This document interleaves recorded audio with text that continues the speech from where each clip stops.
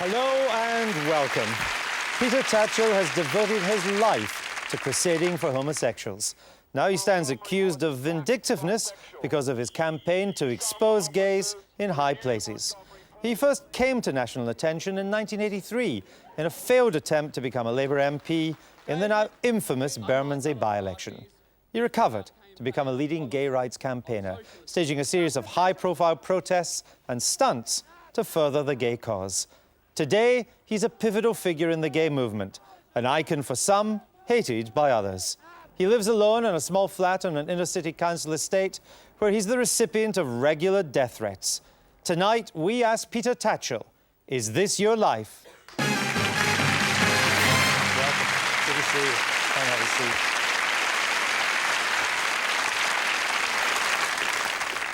Peter Tatchell, we spoke to a former Tory MP and fellow homosexual, Matthew Parris. He told us this. Well, I don't want to make an enemy of Peter for the rest of my life, but he's actually rather a likeable person. I know he peddles this image of being a vicious warrior for queer politics, but in fact, Peter Tatchell is a likeable, soft, rather sensitive character in many ways, much nicer than he would like us to believe.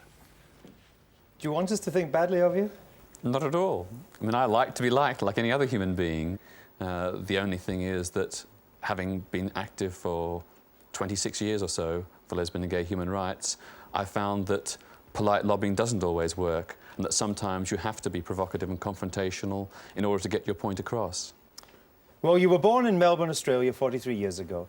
Your father was a lathe operator, your mother worked in a biscuit factory.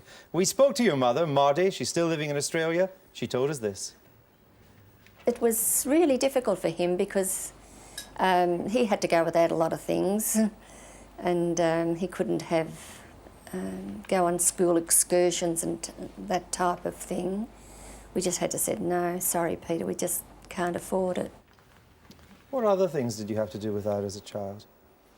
Well, I think the context for that is that my mother suffered from chronic asthma, and she was often very ill. And in Australia, there was no National Health Service at the time. I can remember thinking from a very early age how wrong it was that just because someone happens to be ill, that they and the whole family should suffer these terrible economic deprivations. Well, poverty wasn't your only problem as a child. When you were still young, your mother left your national father and married a taxi driver, a zealous Christian who turned out to be a strict disciplinarian. According to the Daily Mail, your stepfather regularly beat you. Is that right? Sometimes, yes. I mean, there certainly was quite a lot of tension between us, as there often is between step-parents and step-children. Were these bad beatings? More than just a clip round the ear? Yes, yes. Do you think that left a mark on you? I think it left a mark in the sense that it made me feel that it's very important for, families to have support and, protection when there is, unfortunate domestic circumstances. Well, despite having a violent Christian for a stepfather, you two were very religious. Did religion play a big part in your life when you were young? Yes, I think it was a very important, significant influence on me. I came from a very devout Christian family. Because your mother was devout as well as your father. That's right, yes. Your stepfather. Yes. And I think there were some good things about that, which I still retain. Such as? Well, I still believe in the basic Christian philosophy of the Good Samaritan, that it's wrong to walk by another side of the street while someone's suffering. So that in many ways has, inspired my commitment to lesbian and gay human rights. Do you still believe in God? No, not now. OK, well, you were a bright child, but you couldn't stay at school because your parents couldn't afford it, nor was your stepfather that keen. So you went on to become a window dresser at a top department store in Melbourne, creating these spectacular, award-winning shopfront designs. We tracked down your old boss, Lloyd Gibson, who you haven't seen for almost 30 years. Now, Lloyd was recently badly injured in a car accident, but he was determined to tell us this. Hello, Peter. Do you remember this? This is a tableau of Sleeping Beauty that I designed and that you worked on with me. You're a great artist. You would have gone a long way. Do you remember these shop designs? I do, yes, yes. Did they take a long while to do? Oh, they were basically Christmas tableau windows, and they took a whole year, and I used to work sometimes 2 or 3 nights a week, as well as during the day on them. And they're, of course, a source of great, satisfaction, making all these little mechanical figures and costumes and so on. Did you think of becoming an artist at that age? Well, that's really the reason why I went into store display and design, because I left school at 16. I didn't have any formal qualifications, so I felt that by working through this way, I could perhaps acquire the experience which would allow me to work in an artistic field. And very soon on, I got into that very top store and managed to be selected to help produce those windows. So I was doing very well, and it's something in many ways I would have liked to have continued. But if you look in the style of outrage activism, you'll see a lot of artistic, theatrical design elements there, which probably go back to my early days. The artist hasn't left you. Yeah. Well, while you were working at the store, you discovered that you were homosexual and fell in love. Tell us about that. Well, of course, I've been brought up in a very strict Christian family, which regarded homosexuality as a terrible sin. When I left school and went to work in the department store, I met for the first time other gay people. And there was one particular guy in the store who always liked me and had often invited me out. I knew what that meant, and I used to always say no. And then after a period of months, I just decided, well, he was a very nice guy, I found him very handsome, and one day I said yes, and we went back to his house and had a wonderful dinner in a little flat overlooking the sea.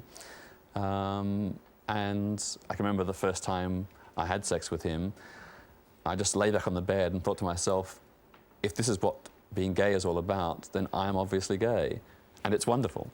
And from that moment onwards, I never had any kind of doubt or shame or guilt about being gay at all. But on the road to that realisation, had you agonised about it? You'd been brought up in a family and in a culture where you had been expected to date girls, and here you were moving into a relationship with a man. Did that disturb you to begin with? Were you puzzled by it? Maybe puzzled a bit, but basically the proof of the pudding is in the eating. When I realised, working in the store, that gay people are not monsters, that they're just like anybody else, and that, they're people my own age and so on, all that religious baggage just fell apart because the evidence was before me, and I suppose also partly from my Christian upbringing, recognised that it's important to accept and understand other people, and part of that process was coming to terms with their homosexuality and my own. Had you dated girls? I had, but not really seriously. But despite your current campaign to out closet gays, you didn't publicly declare your own sexual orientation in Australia. We traced a friend of yours from that time who you haven't seen since, Michael Hamill-Green. He told us this. The laws against homosexuality were very draconian. You could be put in jail for up to 18 months as a result of being found to be engaging in homosexual relations. I can understand why Peter might be reluctant to declare that he was gay at that time, because the atmosphere was incredibly anti-gay. There was a lot of violence against gays, pufta bashing it's called in Australia. See, if you were afraid then, haven't you got some sympathy? Don't you understand why people are afraid to come out now?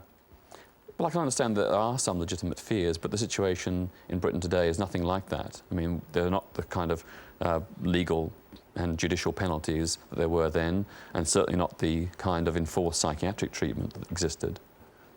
You first got involved in politics when you were a teenager. You protested against Australia's involvement in the Vietnam War. Well, by coming to Britain when you were 19, you dodged the draft. I wouldn't say dodged the draft. I mean, I think it was a very difficult decision, because I had to give up a very promising artistic career, as you saw. But by coming to Britain, one of the reasons, I assume, for coming to Britain was to avoid being enlisted into the Australian Army. But it wasn't an easy choice. It was a choice because I had a sincere conscience objection to what I regarded to be an unjust, immoral war. Why didn't you out yourself then? Why wasn't that a possible route to take, that you just declared you were gay and then you wouldn't be drafted? Well, because I felt that it was important to take a very strong and clear moral political stand against a war which was being waged against a small, faraway country which had never harmed Australia and which we were trying to impose a dictatorial regime upon.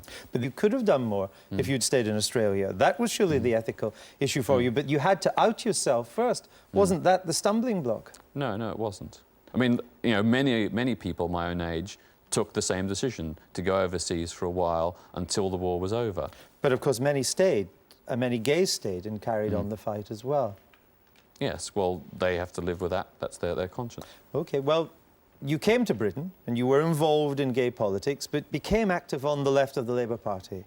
And in 1983, you were embroiled in a famous by-election for the rock-solid Labour seat of Bermondsey in southeast London. We spoke to one of your campaign workers, Peter Purton, who stood by you during this vicious campaign. He told us this. Many of us were very critical of the decision